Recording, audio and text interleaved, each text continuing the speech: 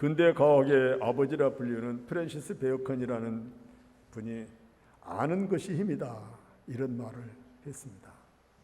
우리 인생의 살아감에 있어서 아는 것이 힘이고 아는 것만큼 누리며 살게 된다는 것입니다. 우리가 초등학교를 다니면서 더하기 빼기를 알면 아는 것만큼 유익하게 살아가는 것입니다. 그리고 곱하기 나누기를 알면 아는 것만큼 또 유익하게 사는 것이죠. 그러나 초등학교 수준에 머무르지 않고 이제는 분수와 나눗셈을 곱하는 것을 알면 또 아는 것만큼 유익하게 살아가는 것입니다. 땅의 것을 알면 땅에서 복되게 살아갈 수가 있죠. 하늘의 것을 아는 사람은 또 하늘의 것을 누리며 살게 되는 것입니다. 여기 계신 여러분들은 천국을 아는 분들입니다. 그래서 영생의 소망을 가지고 이 자리에 하나님을 예배한 줄 믿습니다. 알기 때문에 그것을 누리고 그것을 더 내 것 삼으려고 하나님 앞에 있는 것이지요. 이처럼 우리가 막연한 믿음이 아닌 우리 하나님이 어떤 분인지 아는 것만큼 하나님이 우리에게 주시는 축복을 누리며 살게 되는 것입니다. 그렇다면 오늘 본문의 말씀에 의하여 우리 하나님은 어떤 하나님인가? 3절 다시 한번 읽겠습니다. 그러므로 우리가 여호와를 알자, 힘써 여호와를 알자. 그의 나타나심은 새벽빛같이 어김이 없나니. 아멘. 새벽빛같이 어김이 없는 하나님, 그 하나님은 우리 인생에 새벽빛처럼 임하신다는 것입니다. 새벽은 동이 틀 때 해 뜨기 직전에 비치는 빛입니다. 하나님이 새벽빛처럼 임하신다는 것은 인생의 어둠을 물리치려고 어김없이 우리에게 임하시는 그런 하나님이라는 뜻입니다. 호세아 선지자 때 이스라엘에 임한 어둠은 어떤 것인가? 스가랴 1장 5절 말씀에 보면 그날은 분노의 날이요 환난과 고통의 날이요 황폐와 패망의 날이요 캄캄하고 어두운 날이요 구름과 흑암의 날이요 라고 말합니다. 스바냐 선지자는 유다 땅에 닥칠 바벨론의 전쟁을 이렇게 표현한 것이죠. 그러니까 호세아 선지자와 같은 시대에 활동하던 이 스바냐 선지자가 당시 그때의 나라의 사정과 우리 백성들의 마음과 본인 자신의 심정을 저렇게 표현하는 것입니다. 분노의 날, 환난과 고통의 날이 우리에게 다가왔고 황폐와 패망의 날이 임하였으며 캄캄하고 어두운 날이 지금 우리 가운데 두려웠다라고 말하고 있는 것입니다. 이처럼 인생은 살아가면서 캄캄한 밤 같은 상황을 만날 때가 있습니다. 무엇을 어떻게 해야 할지 알 수 없기 때문이죠. 너무 캄캄해서 앞으로 나아갈 수도 없고 빛이 없는 곳에, 캄캄한 곳에서는 희망이 없는 것입니다. 아무것도 할 수 없기 때문이죠. 이런 가운데 이 어둠을 걷어버릴 수 있는 것이 바로 빛인데 우리 하나님이 새벽빛처럼 우리에게 임하신다는 것입니다. 캄캄한 밤 산등성에서 저 멀리 서서히 빛이 임하는 것을 느껴본 적이 있습니다. 새벽이 다가올 징조가 보이는 것이죠. 저 건너 수평선 너머에 붉은빛 태양이 떠오를 것이라고는 기대를 갖게 되는 것이죠. 이처럼 빛은 어둠 가운데 있는 우리들의 마음을 밝게 만들어가는 생명의 빛이라 할 수 있습니다. 밤은 우리의 모든 공간을 빼앗아가 버리는 것입니다. 우리의 모든 여유를 빼앗아가 버리는 거예요. 칠흑 같은 어둠 속에서 우리가 설 곳은 아무것도 없는 것 같습니다. 사람의 마음에 어둠이 임하면 그 어둠에 갇혀서 무엇을 해야 할 줄 모르는 절박한 상황에 놓이게 되는 것입니다. 그러나 빛이 임하면 그 어둠 속에서 갇혔던 많은 것들이 드러나 보이는 것입니다. 자그마한 촛불 하나만 켜도 그 촛불로 말미암아 얼마나 많은 것들이 우리 눈에 보이는지 모릅니다. 또 작은 후레쉬 하나라도 비치면 거기에 또 다른 많은 것들을 볼 수 있는 빛이 임하게 되는 것이죠. 이처럼 빛은 우리에게 또 다른 새로운 공간을 만들어주는 여유가 있게 됩니다. 우리가 볼 수 없고 알 수 없고 깨달을 수 없는 것들을 알아가게 하시고 보게 하시고 느끼게 하시는 그런 하나님이시라는 것입니다. 하나님의 빛이 새벽빛처럼 우리에게 임하면 우리의 마음에 새로운 것들이 보이기 시작하는 것입니다. 사람을 바라봐도 저 사람이 저렇게 아름답게 생겼구나. 또한 어떤 누구를 봐도 저렇게 멋진 데가 있구나 라고 보여지는 것이에요. 이처럼 빛은 우리가 보지 못했던 새로운 것들을 보게 하는 것입니다. 요셉이라고 하는 사람이 17살에 애굽의 노예로 팔려가게 되었습니다.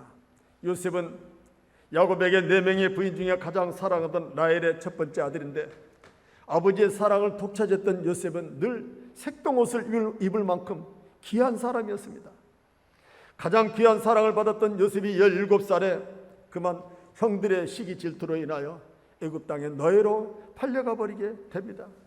요셉의 인생에 어둠의 그림자가 시작된 것이죠.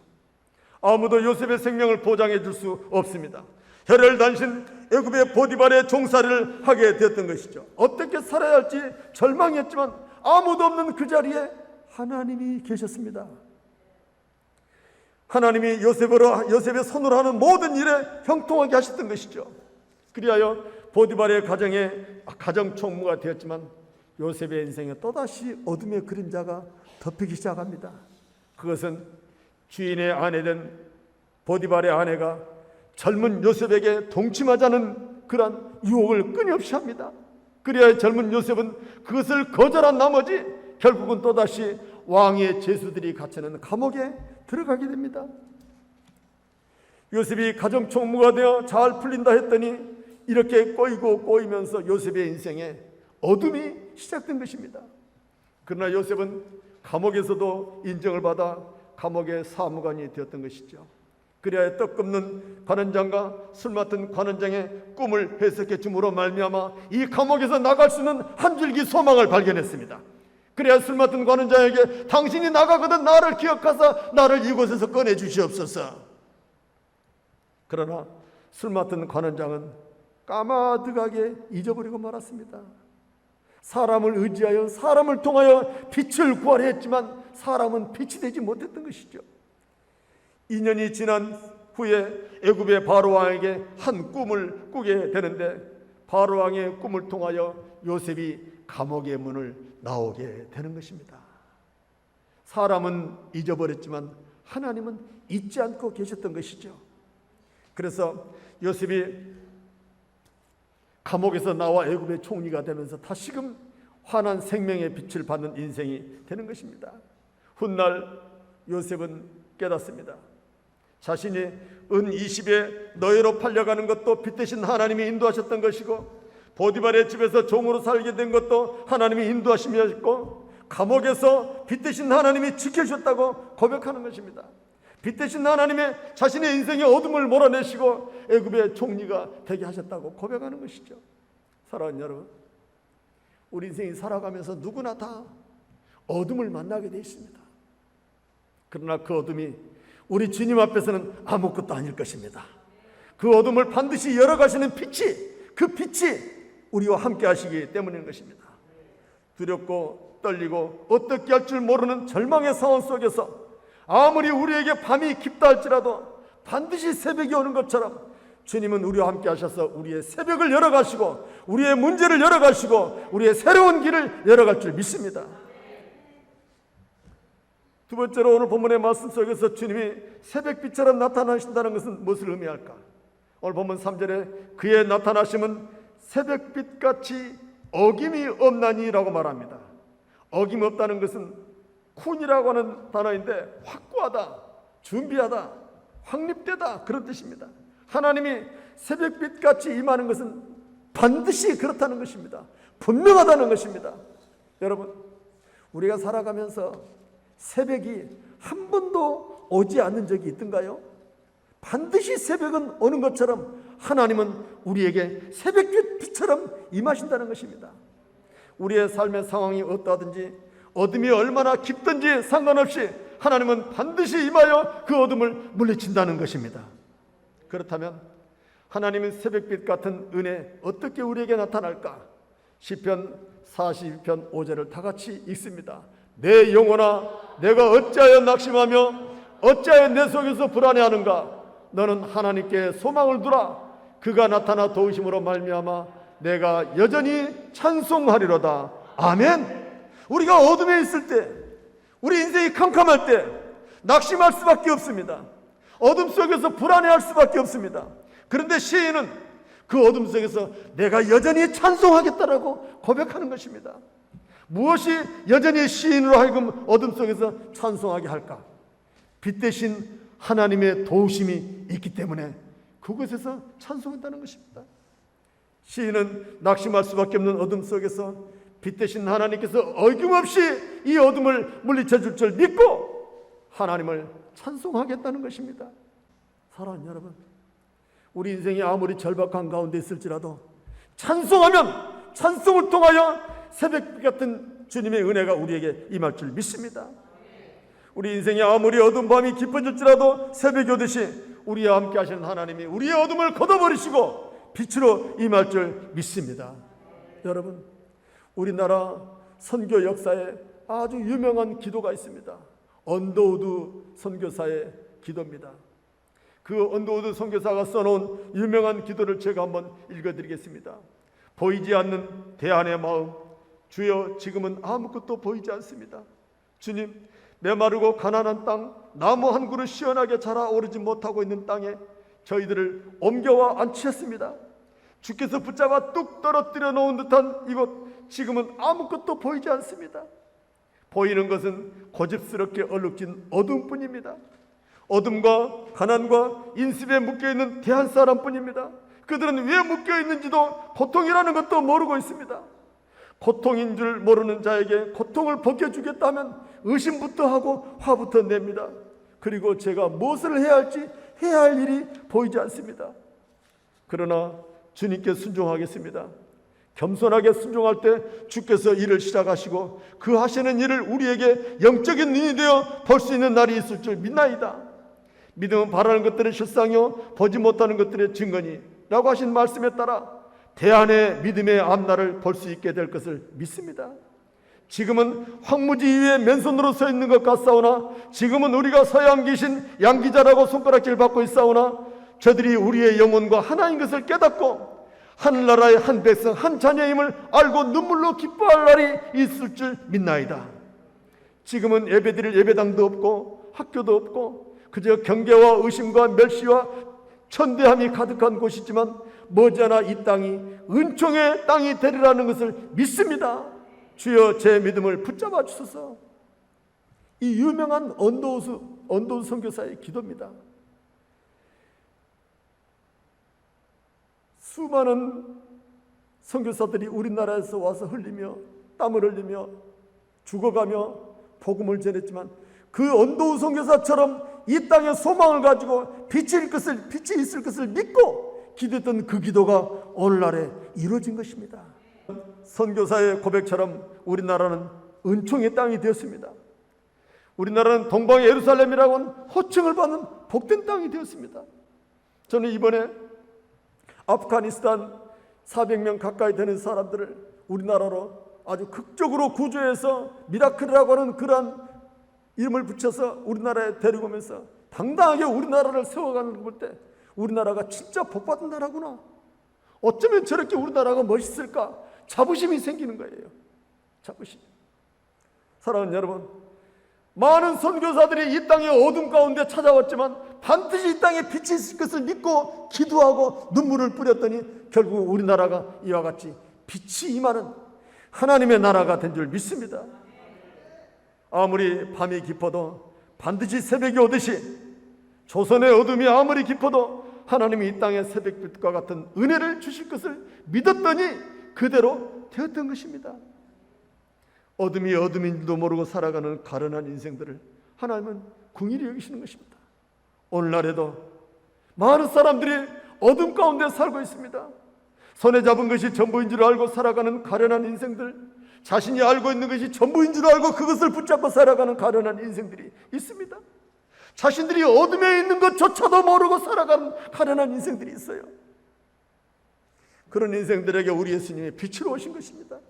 요한복음 12장 46절 말씀에 나는 빛으로 세상에 왔나니 무릇 나를 믿는 자로 어둠에 거하지 않게 하려 함이로라. 우리가 사는 세상은 어둠입니다. 어두운 세상 속에 살다 보니 우리 믿는 사람들도 어둠에 익숙해져 있습니다. 때로는 어둠이 더 편할 때가 있습니다. 그 어둠은 바로 죄악입니다. 죄는 어둠의 마음에서 비롯되는 것인데, 이 어둠은 두려움을 가져다 주며 어둠은 우리의 영혼을 병들게 함에도 불구하고 어쩔 때 보면 이 어둠이 편안하게 느껴질 때가 있다는 것이죠. 이것은 우리 안에 있는 죄성 때문에 그러는 것입니다. 그러나 우리 주님은 우리로 하여금 어둠에 다니지 않게 하려고 생명의 빛으로 오셨습니다. 어둠이 짙게 들여진 그러한 이 세상에 빛으로 밝히려고 오신 것이죠. 그래서 빛으로 오셔서 믿는 자들이 어둠에 거하지 않게 하려고 우리 가운데 나는 생명의 빛이다 라고 말씀하십니다. 이 사실을 믿는 자에게 어둠은 새벽으로 가는 하나의 과정일 뿐이라고 고백하며 당당하게 살아가게 될 줄 믿습니다. 극단적인 두 부류로 나누게 되는데, 한 사람은 썰물에 떠밀려 처참한 배를 바라보는 사람이 있고, 지금은 어디 가도 못하고 넘어져 있는 것 같지만 반드시 이 배를 타고 떠나게 될 밀물을 바라보는 사람이 있는 거예요. 그림 하나가 인생을 바꿀 수 있다면, 새벽빛 같은 하나님이 우리와 함께 하신다면 우리도 바꿀 수 있습니다. 우리도 새로운 길을 찾을 수가 있습니다. 지금의 어둠에 절망하지 않고 새벽빛 같은 주님을 바라보면 우리에게도 길이 열리게 될 줄 믿습니다. 지금 전 세계에는 코로나19로 선교와 복음의 전도의 문이 굳게 닫혀버린 상황입니다. 영적으로 깊은 어둠이 임한 것입니다. 빛 대신 예수님의 복음을 전하기도 어렵고 들으려고도 하지 않습니다. 전도와 부흥의 시대가 끝나지는 않았는가 마음이 불안해지고 초조해지기 시작합니다. 그러나 빛 대신 주님이 우리에게 오셨기에 이때가 오히려 복음 전도의 기회가 될 줄로 저는 믿습니다. 아프가니스탄 사태를 지켜보면서 지금은 생존의 시대가 아닌가 하는 생각이 들었습니다. 어떻게든지 살려고 몸부림치는 시대. 사람의 생명이 죽고 사는 갈림길에 있을 때는 선택의 여지가 없습니다. 왜? 사는 길을 선택해야 되기 때문이죠. 믿으면 살고 믿지 않으면 죽는다는 길에서 어떤 길을 선택해야 할지 자명하기 때문입니다. 어둠이 짙게 드리울수록 새벽이 가까이 왔다라고 하는 증거입니다. 깊은 밤이 지나고 새벽이 다가올 때쯤에 된소리가 내리는 것을 저는 경험해 봤습니다. 온몸을 꽁꽁 얼려버릴 것 같은 된소리가 새벽 동트기 전에 임하더라는 것입니다. 바로 그겁니다. 새벽빛이 오기 전에 고난이 극심해지고 절망이 엄습해오는 한계점에 이르게 되는 것입니다. 그 한계점을 지나 기다리고 참고 묵묵히 바라보면 마침내 새벽은 임한다는 것입니다. 저는 우리 신성교회가 맞이하는 새벽도 매우 특별할 것이라고 기대합니다. 여러분, 제가 엊그제 우리 교우 중에 한 분이 목사님, 이럴 때일수록 우리가 전도를 힘차게 해봅시다. 그래서 우리 신성교회가 보란듯이 살아있다는 것을 보여줍시다. 그런 말씀을 하신 분이 있었어요. 제가 듣고 막 힘이 났어요. 이럴수록 절망하고 좌절하는 것이 아니라 우리가 더 해버립시다. 더 열심을 냅시다. 더 사랑합시다 하면서 우리 교회가 살아있다는 것을 보여주자는 거예요. 사랑하는 성도 여러분, 빛은 모든 어둠을 물리쳐버리는 능력이 있습니다. 감옥 속에서 절망으로 가득한 어둠을 찬송으로 거둬버렸던 사도 바울과 실라처럼 빛 대신 주님이 우리에게 모든 어둠을 물리쳐줄 줄 믿습니다. 위대한 믿음의 사람들도 한결같이 캄캄한 어둠을 만났습니다. 인생의 절박한 상황을 만났어요. 그러나 그 어둠에서 빛 대신 주님을 붙잡고 일어섬으로 말미암아 비로소 인생이 새롭게 시작되는 것을 경험하게 됩니다. 그러므로 여러분, 우리가 빛 대신 여호와 하나님을 알아야 됩니다.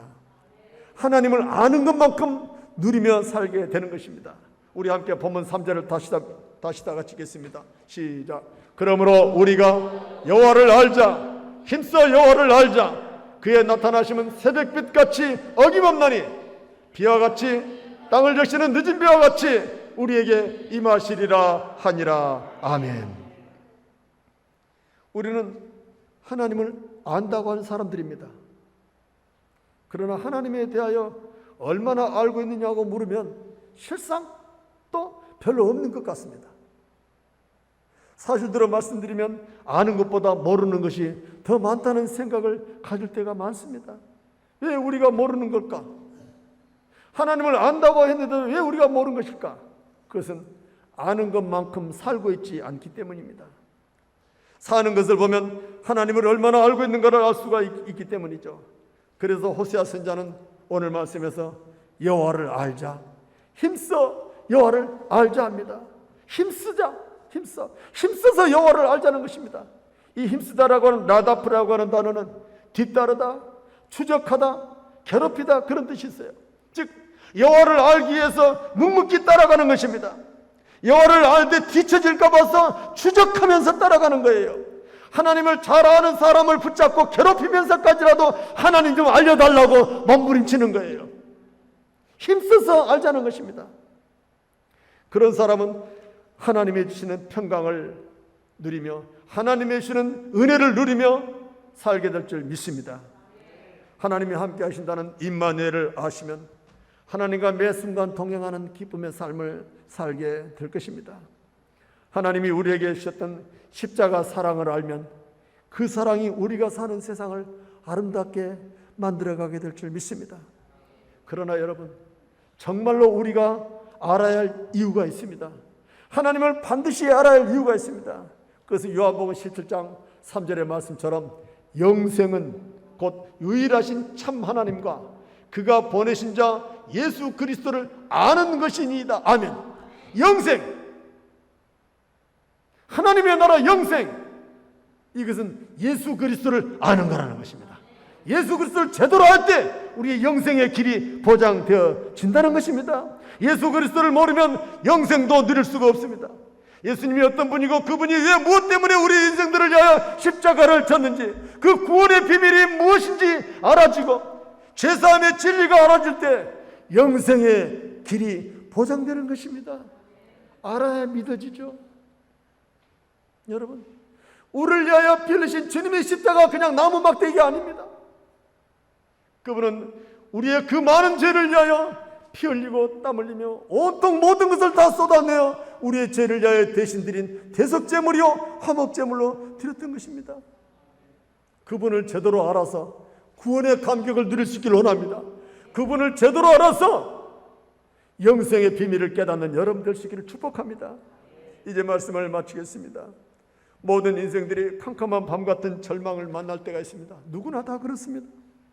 그 절망의 바다에 두려워하면서 어쩔 줄 몰라 하지만 이 캄캄한 밤이 영원하지 않다는 것을 믿어야 됩니다.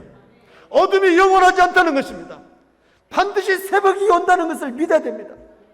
주님이 함께 하셔서 그 새벽 빛으로 우리 가운데 임할 줄 믿습니다. 이 어둠이 반드시 물러가고 어김없이 새벽이 온다는 것을 믿어야 되는 것이죠. 그렇다면 하나님이 새벽빛처럼 우리의 모든 어둠을 물리칠 줄 믿습니다. 이 믿음을 가지고 지금에 당한 우리의 모든 문제를 주님과 더불어 동행하며 해결할 수 있기를 원합니다. 주께서 빛 되셔서 우리의 어둠을 물리쳐 줄 믿습니다. 기도하겠습니다.